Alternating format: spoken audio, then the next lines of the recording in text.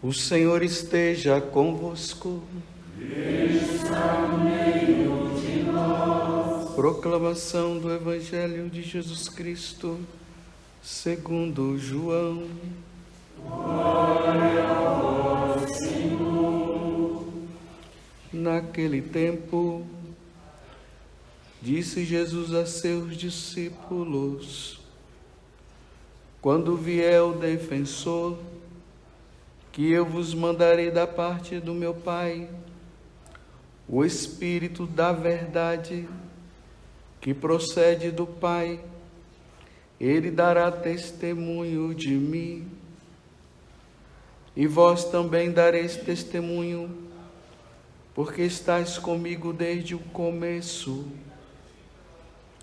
Tenho ainda muitas coisas a dizer-vos, mas não sois capazes de as compreender agora.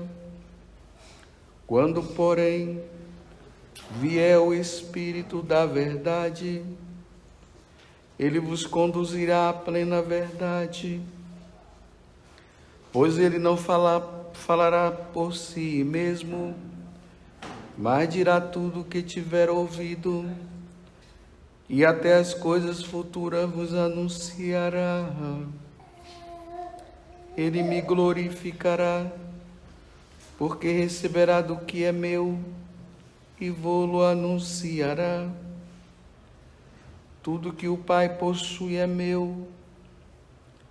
Por isso disse que o que ele receberá e vos anunciará é meu. Palavra da salvação. Glória a vós, Senhor.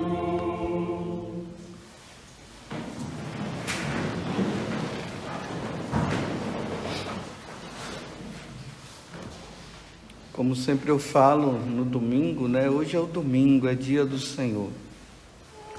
Todos os católicos do mundo inteiro se reúnem em volta do altar para celebrar a paixão, morte e a ressurreição de nosso Senhor Jesus Cristo, a partir também da nossa esperança de que um dia nós estaremos no céu junto com Jesus.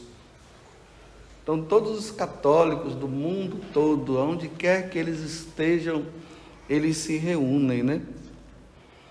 É interessante até a gente saber que nas Forças Armadas tem católicos, né? Hoje temos aqui a presença de um major e um coronel que está participando dessa celebração da Eucaristia, para dizer, também na área militar tem católicos que estão lá. É por isso que até na área militar existem sacerdotes, né, que são chamados capelães, que no momento da guerra, na hora que um soldado é ferido, ele vai lá dar unção dos enfermos, eles celebram a missa para que os soldados tenham força, né, para defender a pátria. Tudo isso acontece, às vezes a gente nem sabe disso, né?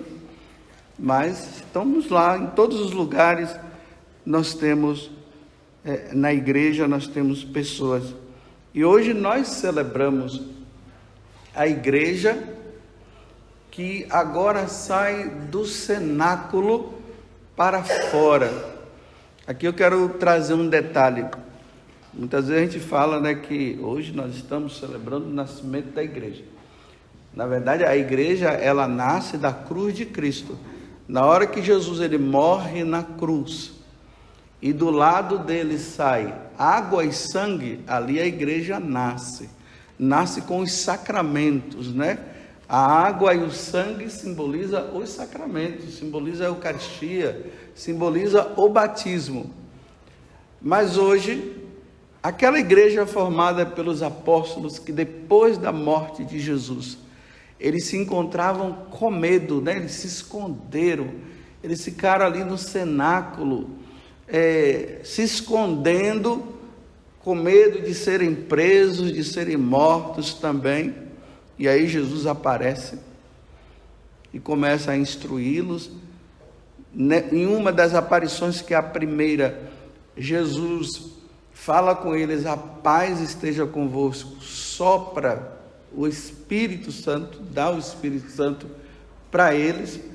E nesses 50 dias Jesus está ali, né, instruindo eles, com aquela promessa de que ele iria enviar. Por isso que eu fiz questão de, que hoje tem 2 leituras, eu fiz a opção da segunda, onde Jesus ele diz: olha, mandarei da parte do Pai o Espírito da verdade, que procede do Pai. Ele dará testemunho de mim, o Espírito Santo.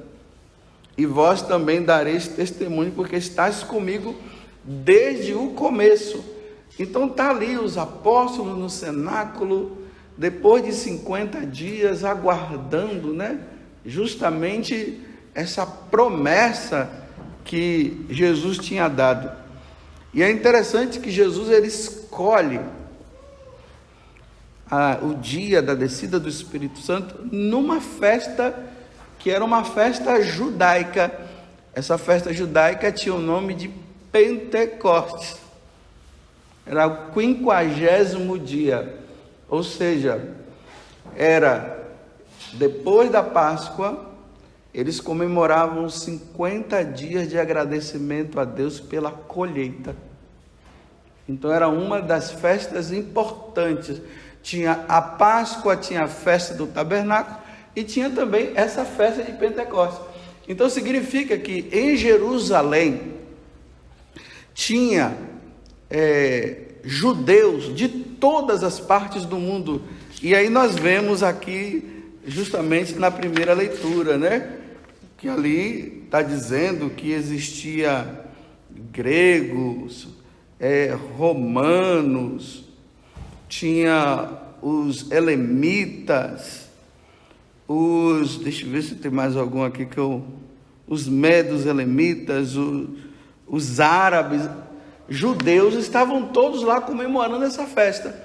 Enquanto o povo na cidade comemorava a festa, vamos imaginar a festa de Nossa Senhora Aparecida, né? Essa multidão que vem de todas as partes do Brasil. Estavam eles lá no cenáculo, esperando a vinda do Espírito. Então, uma igreja formada pelos apóstolos ali, com medo de anunciar o Evangelho, de testemunhar Jesus, e de repente o Espírito Santo desce sobre eles. Quando o Espírito Santo vem, aí eles agora criam coragem, eles saem do cenáculo. E agora eles começam a falar com intrepidez, com força.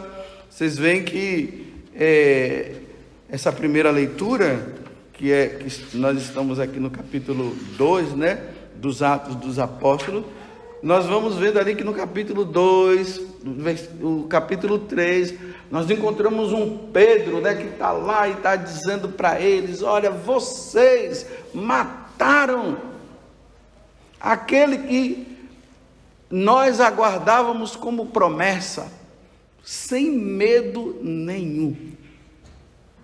E ali você vê que os judeus começaram a ouvir tudo na sua própria língua, e aí começou a acontecer um processo dentro do coração deles, que eles começam a dizer: então o que é que nós devemos fazer? Aí Pedro diz: vocês precisam agora se converter, serem batizados, e a partir daí seguirem Jesus Cristo.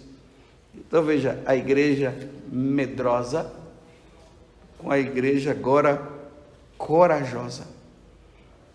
Levar o Evangelho de Jesus para nós cristãos vai sempre implicar nisso. É levar para dar a vida. Nós não podemos ter medo das consequências de tudo isso que pode acontecer. Eu sempre falo para vocês, né, que aqui no Brasil nós não temos essa experiência, né, ainda não temos, mas nós teremos essa experiência de levar o evangelho em meio à perseguição. Sair, o missionário que sai, o sacerdote que vai, e ele não sabe se ele vai voltar, porque não se sabe como é que os pagãos irão receber essa mensagem. Porque você chega lá, os pagãos estão lá com seus próprios deuses, e nós chegarmos lá e dizemos: olha, esse Deus não é o verdadeiro não, isso é uma ofensa. Quem é você para fazer isso? E aí gera o quê? Perseguição. Foi isso que aconteceu com Paulo, e foi isso que aconteceu também com todos os apóstolos. Eles iam para esses lugares. Só que hoje o evangelho, a boa nova, ela já chegou a todas as nações. Não tem uma nação que não tenha ouvido falar de Jesus. Mas ao mesmo tempo, nessas nações, a Igreja Católica, ela representa pequenos grupos. Aqui no Brasil, nós temos uma noção de catolicismo muito grande. Por exemplo, em todos os lugares que nós vimos, nós encontramos Igreja Católica. Mas se você for, por exemplo, lá na Terra Santa, você não vai encontrar esse número de igrejas assim como nós temos, né? Se nós vamos em Minas Gerais, um monte de igreja. Lá em Salvador, muitas igrejas. Lá nós vamos encontrar muitas mesquitas e poucas igrejas. Você quase não vê igreja. Então, nós temos essa noção. Agora, nós irmos para formarmos, aí nós vamos. A igreja, ela vai formando, ela vai crescendo, ela vai crescendo, ela vai crescendo. A igreja, ela passa por momentos de paz e ela passa por momentos de perseguição. E tudo indica agora que a igreja, ela vai passar por essa perseguição. Tudo está se organizando. Hoje nós temos noção de perseguição assim, né? Um que fala que você é radical demais. Às vezes lá na sua casa o pessoal diz: você reza demais. Essas perseguiçõezinhas que dá até para tolerar. Mas essa perseguição de você sair e você ser levado para as prisões e você ser condenado porque você está anunciando e está trazendo esse tal Jesus, isso ainda não acontece, mas está para acontecer. Só que agora acontece um outro fenômeno. Existe uma perseguição à igreja externa. Aqueles que não creem em Deus perseguem aqueles que creem. Mas hoje existe uma perseguição interna. É a igreja interna que persegue aqueles que querem ser fiéis. Porque essa questão do relativismo está muito em alta. O que é esse relativismo? Não existe mais a verdade. Então cada um segue o seu pensamento. Cada um vive o que acha. E a partir do que ele vive e o que ele acha, ele vai em frente e ninguém pode interferir na vida do outro de maneira nenhuma. Porque não existe mais a verdade. Embora a verdade exista. Aí você vê que Jesus está dizendo no Evangelho, né? Que ele vai enviar o Espírito da verdade.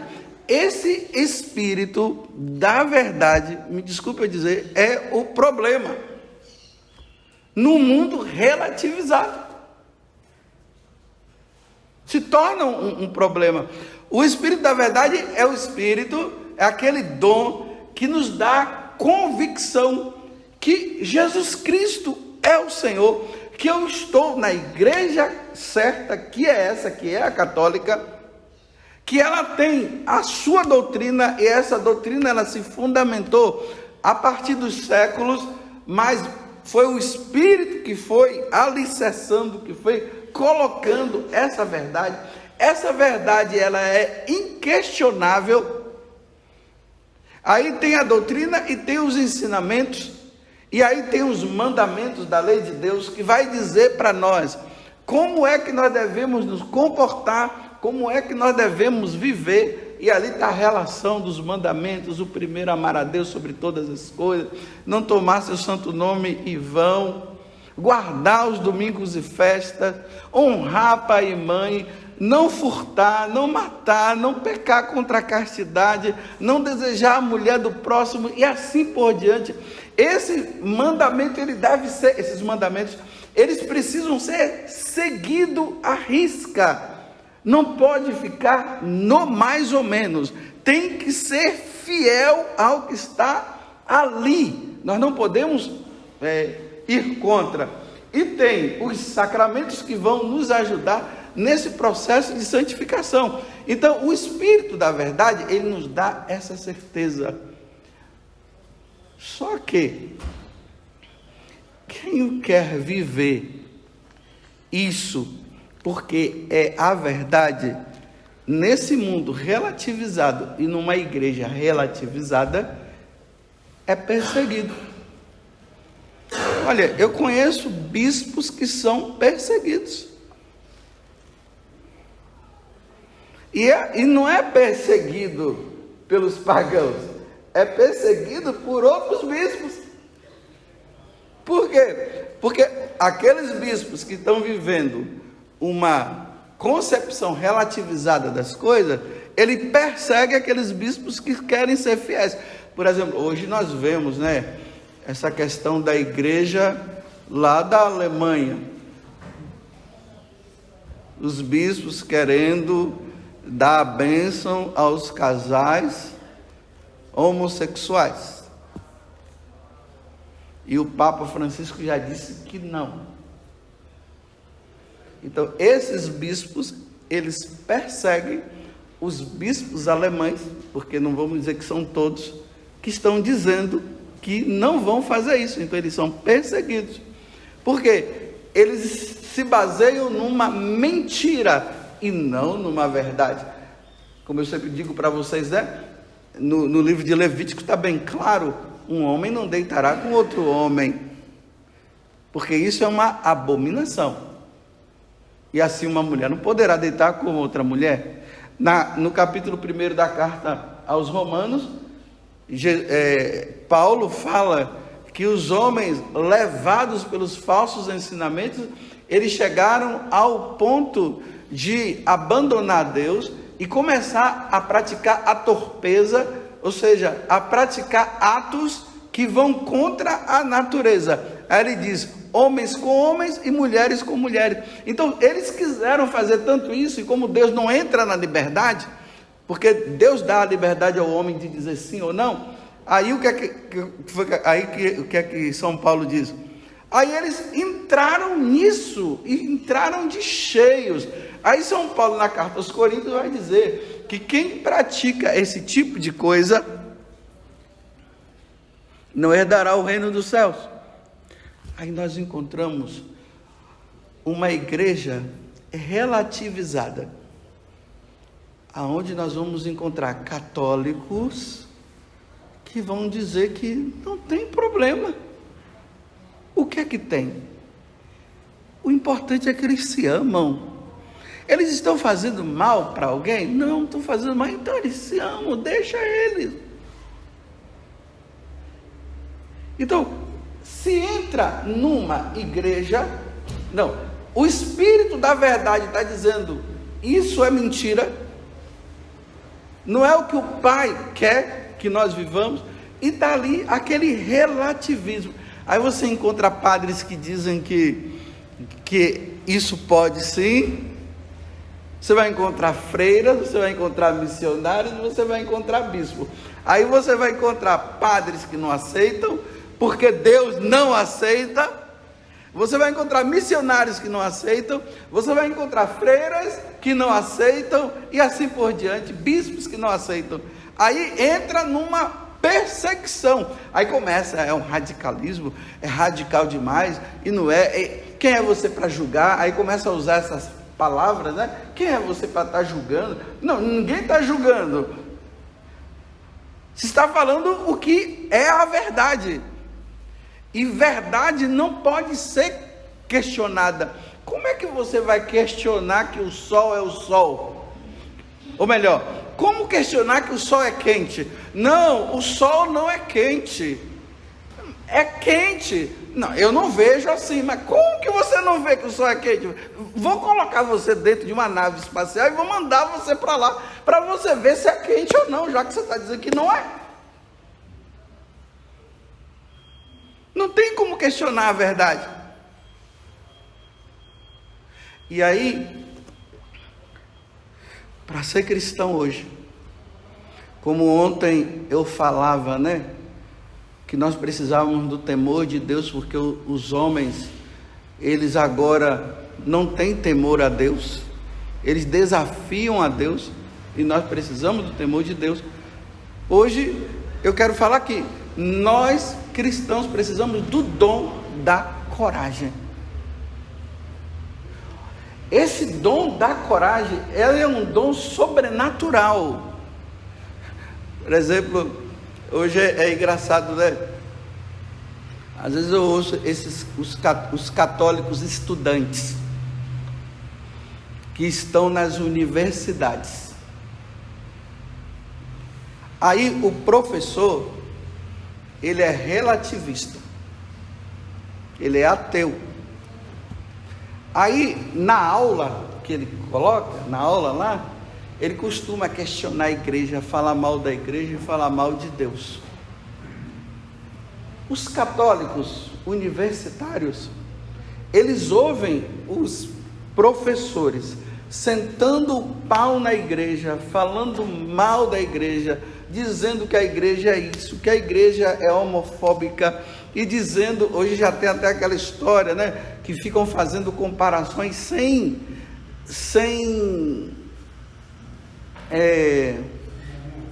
fundamento.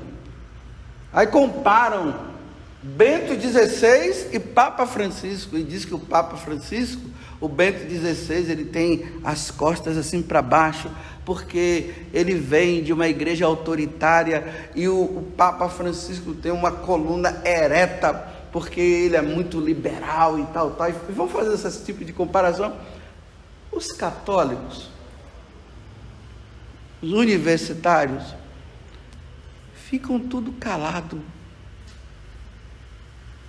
Eles não têm coragem de levantar a mão assim e dizer: professor, o senhor está baseando-se em quê? Com todo o respeito, professor, à sua autoridade.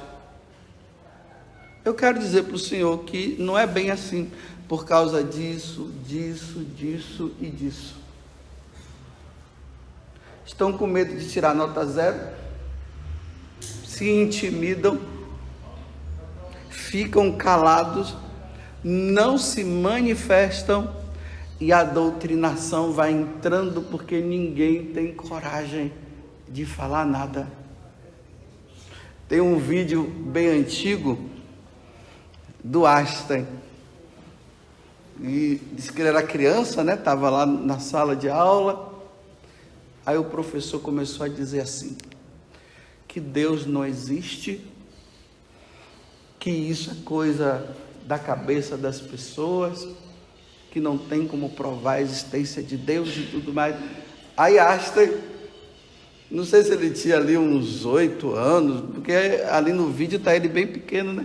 Ele levanta o braço e diz assim: professor, Deus não existe? Então o frio não existe? Aí o professor disse: o frio existe.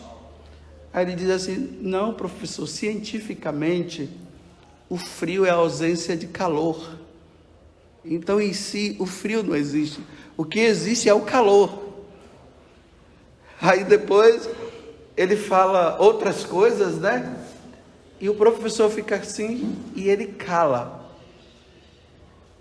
O professor abaixa a cabeça, porque ele provou cientificamente a existência de Deus. Porque ele diz assim, o professor fala, se Deus existe, por que existe o mal? Aí Einstein diz assim, professor, a questão não é essa, a questão é que o mal existe porque os homens não querem amar como Deus amou. É por isso que o mal existe. Se todos os homens amassem a Deus e fizessem o que Deus manda, o mal não existiria. Aí o professor abaixa a cabeça e não tem o que falar. Olha, o que é que aconteceu ali com aquele menino Einstein? Espírito de sabedoria, o dom da sabedoria. Ele trouxe uma palavra, porque a palavra de sabedoria, quando ela é dita, ninguém consegue contradizer. E o dom da coragem, porque ele teve coragem de se erguer e com muita educação derrubar o argumento do professor. Hoje, os alunos católicos, e até ainda brigam com aqueles que estão defendendo, e aqueles que vão defender, eles ficam tão envergonhados que depois ficam dizendo, mas não era para você falar não. Aí tem outros que dizem assim, nossa, você teve muita coragem, né? Gostei, eu concordo com você, mas ele não teve coragem de falar nada. Então, ou são burros e não conhecem a doutrina, e por isso tem medo de falar e não tem argumentação, ou estão meramente com medo de tirar uma nota baixa, do professor dar uma nota 0 por ele ter discordado do professor. Vocês estão vendo o que é celebrar o dia de Pentecostes para nós católicos? É pedir a Deus que esses dons, esses 7 dons do Espírito, ele venha sobre nós, sobre a igreja, ao ponto de nós não temermos. E se for preciso tirar uma nota 0, e se for preciso morrer, nós estamos ali, mas nós estamos defendendo a verdade anunciada por nosso Senhor Jesus Cristo. É assim que se celebra o dia de hoje de Pentecostes. Porque os cristãos estão assim, igual o Zezé ali, ó, de braços cruzados, só observando.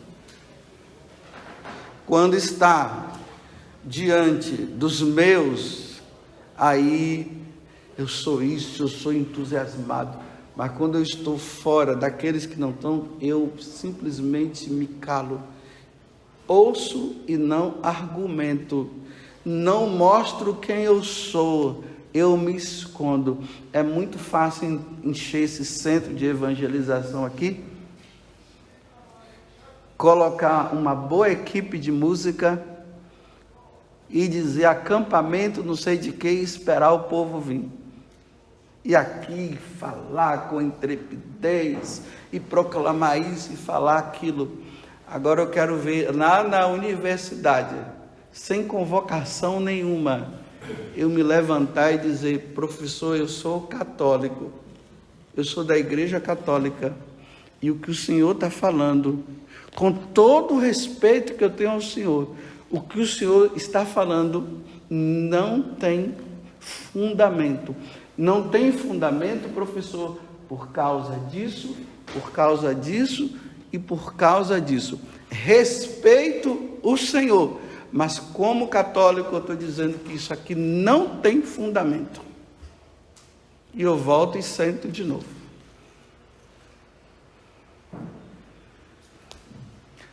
Louvado seja nosso Senhor Jesus Cristo e a nossa Mãe Maria Santíssima.